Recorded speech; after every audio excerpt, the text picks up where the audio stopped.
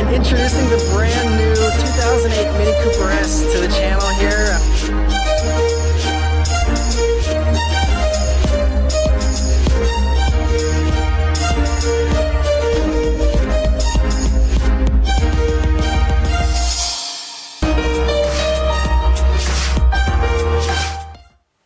What's up everybody, Super Dorks fan here for Mini Weekly Update number 9 on this Friday. And yes, I know it's weird, I'm not doing this opening piece from the Mini, but there's really nothing new with the Mini. It's just been sitting most of the week because I haven't been driving a whole lot because I had mono. I have mono like I mentioned in my video on Monday. I'm getting a lot better, just still low on energy a little bit at times.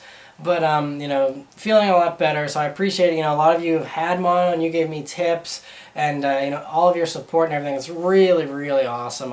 You guys are always so supportive in everything, whether it's the financial issues or mono and all these different things that have been coming up. The Mustang contest I didn't win, all that stuff. So I appreciate all your support through all the rough times. Really, really helps a lot. And, so yeah, first thing I want to say is Happy Independence Day to all of us here in America, 4th of July, and so yeah, have a safe and happy holiday all you guys, and so yeah, like I said, nothing new with the Mini, so we'll just jump straight into the news. The first thing though that I want to address before we get into the actual new real car news this week is a story that's been floating around for a while, and I've been even getting some messages from you guys, and Fastlane Daily reported on this stuff, and so I just want to clear the air and set some facts about this whole BRZ being axed and them discontinuing the BRZ.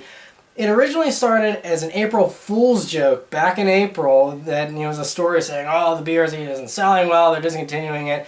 And it was an April Fool's joke, but somehow it caught on because all crazy wild BRZ rumors do, it seems, and other news sites picked it up somehow and threw in a few facts so that it was a somewhat credible story, and then it just snowballed out of control. And then a site that normally posts some pretty reliable speculation, if you can call it that, about the BRZ and FRS, drive.com.au, they did a story saying the BRZ could be axed.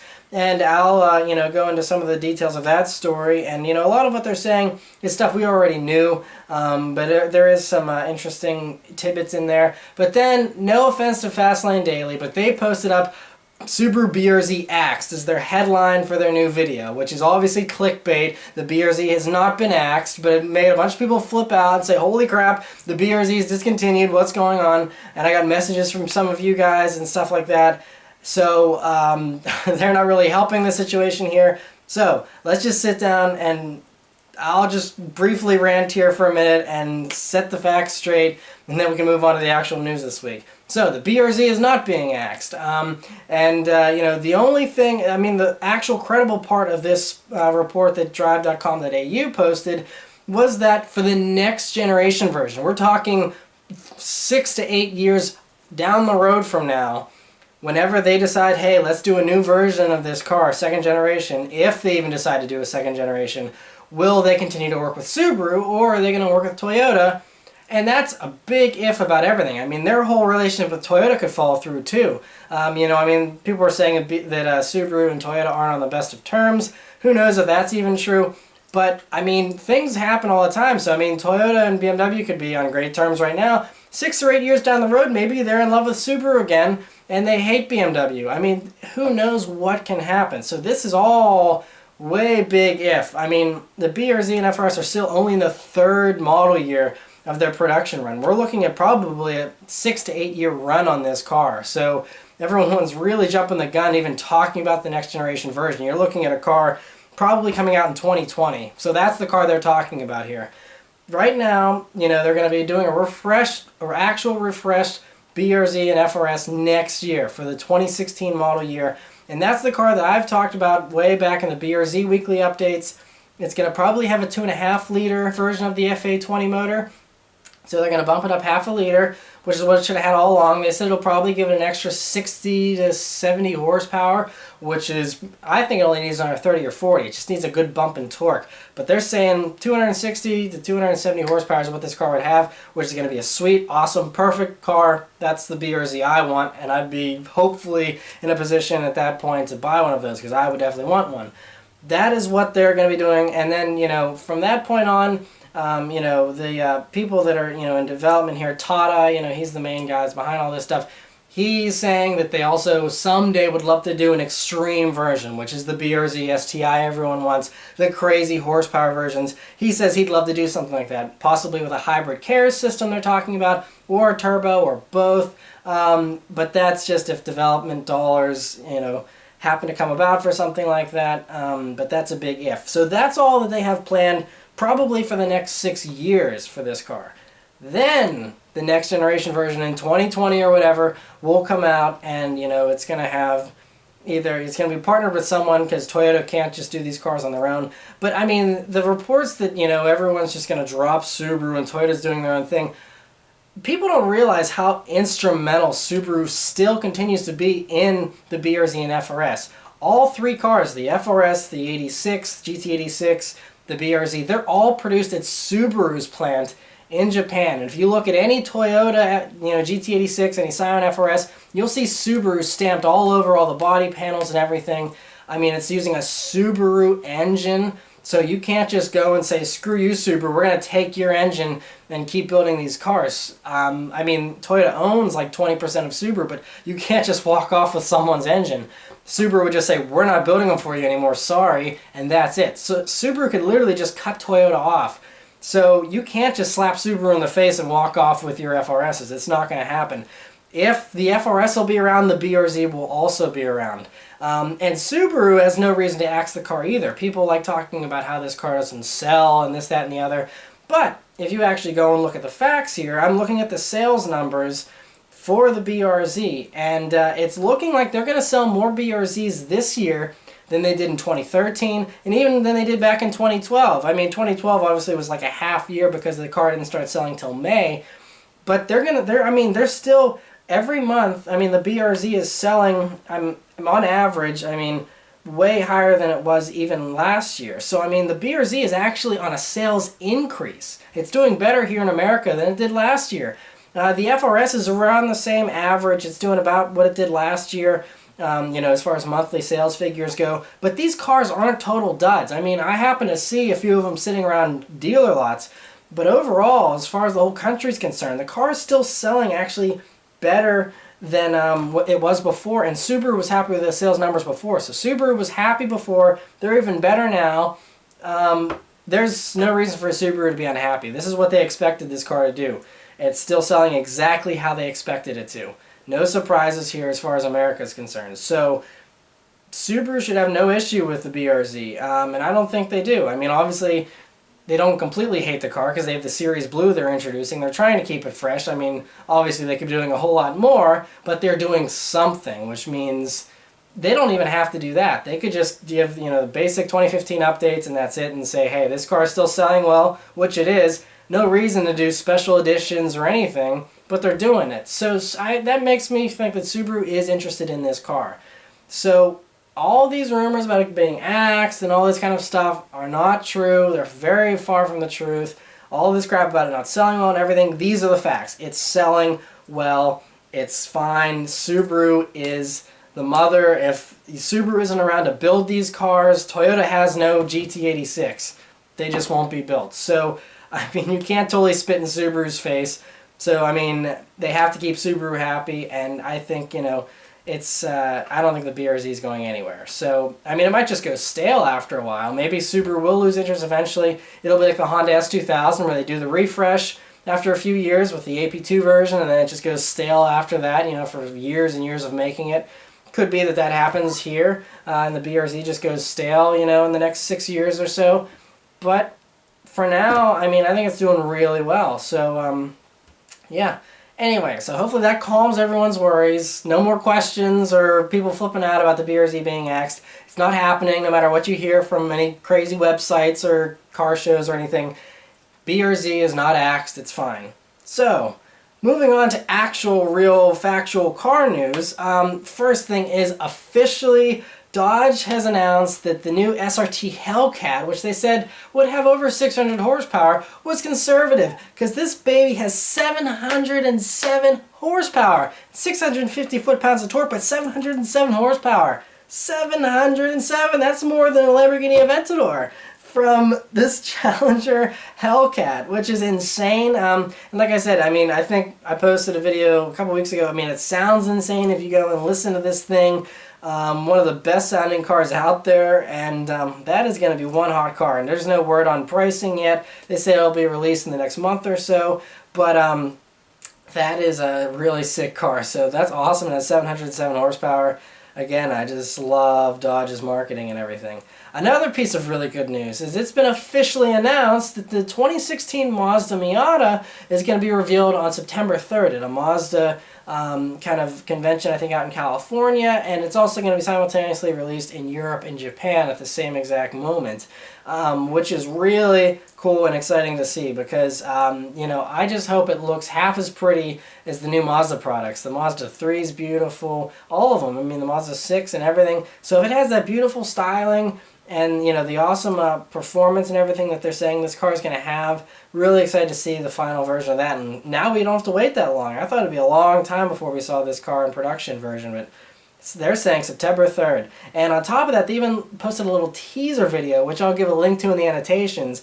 And this baby's going to be turbocharged as well with Skyactiv technology. No word on power yet, but it sounds really sweet. And it's hashtag long live the Roadster. And it sounds really, really, really good. Yeah, I mean, I don't know when this new BRZ is coming out, but that thing has my interest. I don't know what the price is going to be, but I would definitely consider one of those. That sounds like it's going to be a pretty sweet car. Next is Ferrari just delivered, you know, they just did the special edition version of the F12 that it's convertible. It's called the TRS, and there's another special edition F12. It's this, you know, Ferrari special projects team that's making all these one-off cars for super rich clients. The new one is the Ferrari F12 SP America, which is a hardtop, but it just is basically has, you know, different body panels and things like that.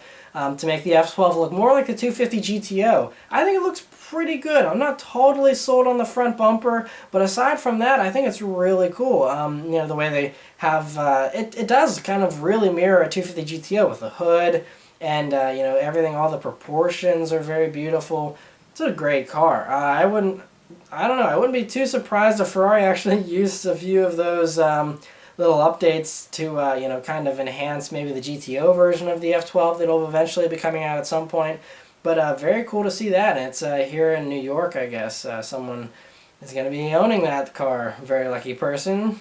Next is Audi is considering launching a 600 horsepower RS6 Avant Plus.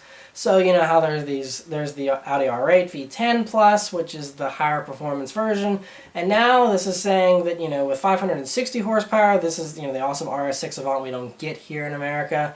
They're saying they're going to bump it up possibly to 600 horsepower and you know, call it the Plus, and it would just be the same 4-liter twin turbo V8. They're just gonna, you know, make it even more crazy, which wouldn't surprise me one bit. It's just a report, nothing confirmed yet, but that's very possible. Next is some interesting news from Ford. They got a new CEO this week, Mark Fields, and the funny thing is that he is really committed to Lincoln, which I love, because the previous CEO actually wanted to kill Lincoln, even as recent as last year. He was just like, Lincoln is not making us any money, and let's just kill it off. And a lot of people don't like Lincoln. They say they're just nicer Fords. I personally love them just because they're beautiful cars, and if for no other reason, they should still stick around because they're much more beautiful than the Fords, although the Fords don't look bad either. But the Lincolns are really gorgeous. Anyway, Fields is really, he's devoted to trying to turn Lincoln around, which I'm really excited to see here, how he's trying to pull that off and stuff. I think they should just go like Cadillac, be totally separate, you know, from like how they're separate from GM, and just make really good cars on their own. And I mean, Lincoln doesn't have to be a sports car company. They don't have to go like Cadillac and turn into these really good handling cars. Lincoln can make boats. I mean, people still like boats, and they could just make a really luxurious, big, long, 2-door, 4-door, awesome luxury sedans that aren't based on any Ford or anything, and really have a sweet car. I think, you know, make them rear-wheel drive even, and all that good stuff. I think that'd be really cool if you really actually make high-end cars, that are worthy of the Lincoln name. Lincolns were cream of the crop back in the day. They were right up there with Cadillac, and they were expensive cars. So they could bump the price up on these Lincolns. They're 40, 50, 60,000 bucks now. Bump them up to 50, 60, 70, 80. If you have the product to back it up, I think the brand will rise, and it still has a prestigious sound to it. Lincoln isn't, I don't think it's really gone down as a crappy brand or anything recently, so I think that they could definitely turn it around. I'm really excited to see what this Mr. Fields does. While I mentioned Cadillac, though, Cadillac actually just accidentally leaked the new 2015 ATS. It's just a light refresh on the sedan. It looks like the coupe that we saw in Detroit with the new front end. That's a little bit more simpler and cleaner looking design. Nothing too crazy, but it's really good looking still, and it's a nice departure from the current car, and I'm sure those will be coming out here very soon considering it's a 2015 model. Next is Infiniti's confirmed that they're going to be doing a QX30 small crossover. Obviously these small crossovers are all the rage, like the Buick Encore and all that kind of stuff. People love these tiny little crossovers. Not sure why, but they do. So that is very popular, and so Infiniti's getting in on it. So this Q30, I mean, it'll probably be based on a Nissan Rogue or something like that, and going to be a very popular car, I'm sure. So that's interesting to hear. Mercedes, they said that they're planning on doing this Pullman version of the S-Class, which it's going to be an armored car version, which is why it's so expensive, but it's going to be $1 million. So, $1 million, I mean, it's longer, it has, like 4 seats in the back that, face each other, and obviously tons of luxury and everything, but it's $1 million. But it's actually going to be more than the Maybach version, they're saying, which they're saying will probably be double the price of an S600, so maybe 300 grand for the Maybach. But if you want an armored car version, you're going to be paying $1 million for the Pullman. Pretty crazy stuff, but very interested to see the Maybach and what changes they make to it to kind of elevate it over a standard S-Class. And interesting, we just talked about Mercedes and Infiniti together, because Mercedes and Infiniti just confirmed a joint production plan for Mexico. Everyone's going to Mexico. It's like the hotspot. I just reported last week about a bunch of German car makers going to Mexico, and now there's more reports here that Mercedes and Infiniti are confirming that they're going to do a plant together in Mexico as well. And on top of that, BMW just confirmed a new Mexican plant that they're planning. They didn't say what cars they're going to build there. Some people are thinking it's going to be, the cheap models, the 1 Series, the 3 Series, and possibly even the Minis as well will all be made there, which wouldn't really surprise me. The Beetle's made in Mexico, and all these cars are all built in Mexico now. They're going to be doing like $1 billion plant. But, I mean, for those that are a little upset about that, they also invested $1 billion in their Spartanburg, South Carolina plant here in America, which is, so they're going to be building the new X7 SUV there and some other stuff. So they're, and they're also investing $200 million in carbon fiber factories and things like that, when that one's actually going to be in Washington. So, they're also investing in America. It's not like they're just taking everything and going to Mexico, but they're also doing a Mexican plant. So Mexico's a hot spot. I mean, that's where all the cars are going to be built here, it seems. Pretty interesting stuff. Next is at Goodwood this past week. Ford rolled out a new version of the ST. It's just facelifted to mirror the same updates that the standard Focus got, and it looks good. I mean, it's a little more aggressive. I think it's a good little update. They updated the center console and things like that as well. And so that's cool to see that obviously those changes are moving over to the ST. As far as improvements on the ST, they just say that it's going to have slightly better handling, things like that. Not a whole lot. Suspension's the same. It's just new front suspension, and then new electric power assisted steering rack, but the horsepower, torque, all that is the same. So not a whole lot of changes, but it didn't really need a whole lot anyway. So good to see they're continuing on, and it's going to get the facelift. Other Ford ST news is that they also rolled out a diesel Focus ST at Goodwood. I don't think it's confirmed for production yet. It's just, I guess, kind of a concept to see what people think about it. But it's going to be, it'd be interesting. They're saying that, it's going to be a little bit slower than the gasoline version. It's going to do 182 horsepower, but it's going to have 295 foot-pounds of torque. So that's more than the standard ST. But it'd get way better fuel economy, and be interesting to see if people would go for that. I'm not sure, because it's a little slower, but you get way better fuel economy. I think that that's worth building. I don't know if it would sell as well as the standard ST, but I think it would definitely be worth building. And in some other Ford news, Mustang news in particular, Saleen previewed their new 302 Mustang. So they're already at work on a body kit and all kinds of other stuff for the new 2015 Mustang. And I don't know. So they released this teaser image and it looks good. I don't know. To me, with the way that body kit is, it kind of looks like the new Camaro though. Not totally sold on that look. I really just like the standard Mustang look right now. But for those that want to stand out and be even more aggressive, looks like Saleen's going to have something cooked up here pretty soon. And so, I mean, the previous version, obviously these have power increases as well. The outgoing 302 had up to 625 supercharged horsepower if you wanted it. So I'm sure this one is also going to be extremely fast if you're willing to pay for it. So that's interesting to see. In some motorsports news, McLaren rolled out their new competition spec 650S GT3 this past week, which, obviously it's replacing the MP412C competition GT3 car that they had. Has the 650S front end and a lot of the other stuff from the 650S, and, it's going to be a whole lot better, they're saying, and, yeah, so cool to see that. It looks pretty sweet. Some other European news is that the Euro spec 2015 Volkswagen Passat was released, but we're not getting it here in America. I don't know how I feel about the looks just yet, but if you like it, don't get too attached to it because we're not getting it here. I think they said they're going to do a completely redone Passat here for America in 2016, but ours obviously looks a lot more sedate and safe. I don't know, maybe Volkswagen will take a chance and go with an aggressive look like this because Volkswagen sales have just been terrible this year, so they need to do something to shock themselves back to life here. That could be one of the ways they could do it. Another way they could possibly do it is Volkswagen just confirmed this past week that they're going to be producing the Volkswagen Beetle Dune edition, which was shown at Detroit, and it's going to be available on hardtop and convertible versions, they're saying here. And so I mean, it's going to be really sweet. It's lifted up, and not a whole lot of specifics here as far as what else they're going to be doing with it. It's just going to have a more aggressive look, 2 inches of ground clearance. And it's got a wider track as well and all that kind of stuff. And so yeah, I mean, it's going to be a little bit more expensive. They're saying it could be up to almost like $35,000 or $4,000 more than a standard Beetle. But it's very, very cool. I mean, they don't know what kind of engine it's going to have. Chances are it's just all the basic Beetle stuff is going to carry over to this car. That's my guess. But cool to see that they're going with that. It's a little bit out there, and I appreciate that. So cool that Volkswagen is taking a chance with that.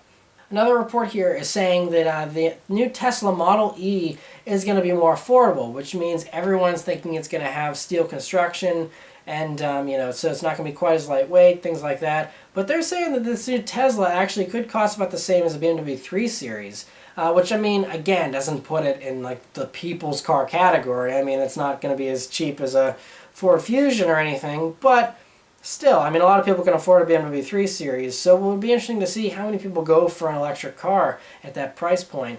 It's going to be a little while still till that comes out, but it'll be interesting to see that once it finally arrives. Lastly, is there's a report here saying that Jaguar could offer high-performance SVR models as well. So, Land Rover just at Goodwood this past week did this, this Range Rover Sport SVR, which sounds all kinds of sick if you watch Shmee's video of it. And so that's awesome. That's really exciting to hear. But they're saying that Jaguar is also going to use the same naming scheme and use these SVR models, which I'm not sure how I feel about that. I mean, yeah, I know that Jaguar and Land Rover are owned by the same company now, but I don't know if you'd want to just really blend that much by even sharing naming schemes. I mean, I don't know, me personally, I really love the, R and the RS Jaguar models, and I think that's really cool. Having a Jaguar F-Type SVR, I mean, I don't know, just F-Type R and F-Type RS just sound a lot better to me. And, I don't know. So this is just a report saying it's a possibility. Nothing confirmed yet, but just interesting to see that they're considering even just blending the two brands that much. Lastly is, just some sales report numbers here for June as far as how cars are selling. And everything's selling really well. I don't know what's going on because gas prices are really high and everything. But they said sales are higher now than they were I think the last time they were this high was June of 2006, which was before the recession and everything was hunky-dory. So interesting to see that, I mean, car buyers are just really confident and everything. All the car brands, for the most part, are selling really well, aside from Chevy, which is reasonable to see. Although Chevy didn't do all too bad considering the crazy recalls and everything. Lincoln was also down, Honda, Ford, some of them were down. It wasn't a great month for everyone. Jaguar is at the bottom of the list. They're not doing as well as they did this time last year. But overall, you know, most of the car companies are doing pretty well. So good to see that. And so yeah, that's it for all the news this week, guys. So I can't send it back to me in the car because I didn't go in the car this week. But I appreciate you watching, and I'll see you guys next time. Take care.